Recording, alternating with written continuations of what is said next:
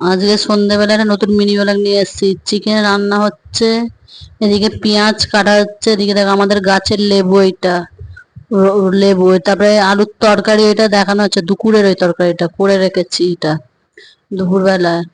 তারপরে পটলের তরকারি এটা, তারপরে এটা ভাত, তারপরে এটা দেখানো হচ্ছে তোমাদের, দেখো এই তো মাংসের পিসগুলো বড় বড় আছে, ছোট ছোট করছে, একটু পেঁয়াজ কাটা হচ্ছে, এখন পেঁয়াজ কুচোনো হচ্ছে।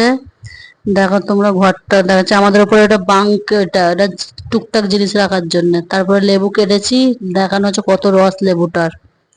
তোমাদের আমাদের গাছের লেবু এটা, ভেতরে যাচ্ছি ঘরের ভেতরে, ঘরটা তোমার দাঁড়িয়ে, তার বাইরে যাচ্ছি এবার। দরজা খোলা আছে, বাইরের রাস্তাটা বারান্দাটা তোমাদের পুরো দেখাচ্ছি, তোমরা দেখো।